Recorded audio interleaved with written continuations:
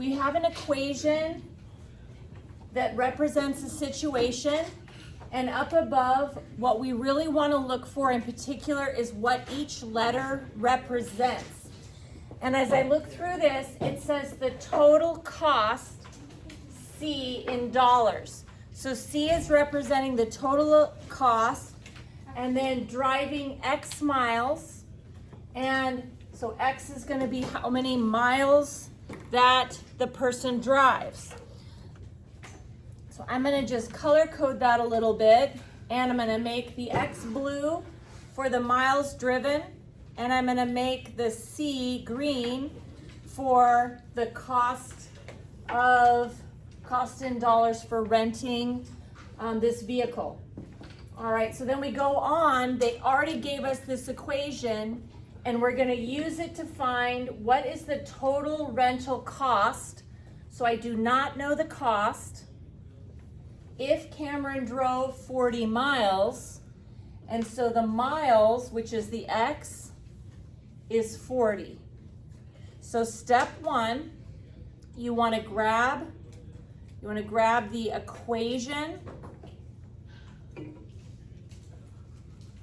and then once you grab the equation, we realize that 40 miles and X is miles, so the 40 is going to have to go there.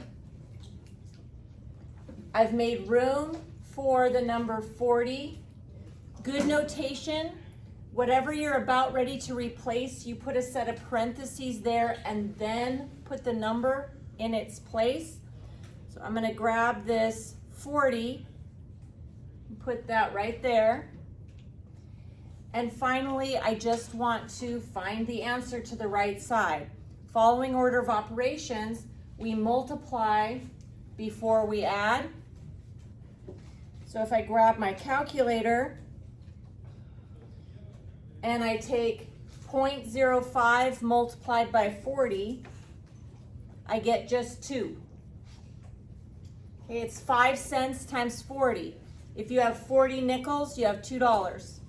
Plus $13.50, which is a grand total of $15.50. This is my final answer. So the cost for me to drive 40 miles is going to be $15.50 to rent this truck. Okay, so then let's do one more example. This time, Lewis has a $15 gift card, and he's using this gift card, and every time he buys one print, it costs him 9 cents. They already have the equation set up for us to represent the situation, but it's $15 on the card minus 9 cents per print. So if he gets no prints, he still has $15. One print, we're going to take off 9 cents. 2 prints, we're going to take off 18 cents, and so forth. But the key is to make sure you know what each variable represents. So if B is the remaining balance, the amount of money he still has on the card, I'm going to make that green. And then X is however many prints that he purchases. We're going to grab this equation, and we're going to use the equation to answer the question. What is the balance? So I don't know the B.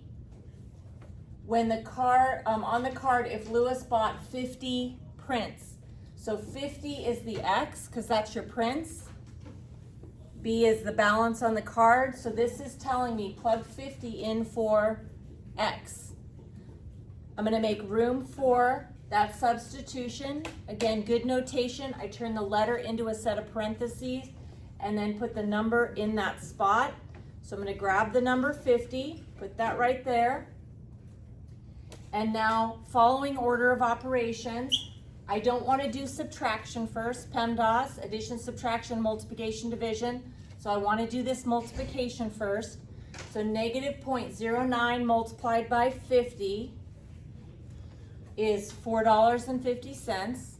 That's like having 50 piles of 9 cents. It's $4.50. That's how much my prints cost, so we're subtracting that from $15 to get our answer. And $15 minus $4.50 is $10.50.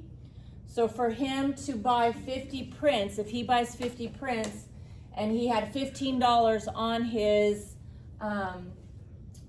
gift card, he's now gonna have $10.50 left on the gift card. Now you are welcome to also at this point, once you get that substituted, if you pick up your calculator and use good notation, meaning a set of parentheses where the letter used to be and then the number substituted in, you can type exactly what you see here and hit enter, and it will follow order of operations for you.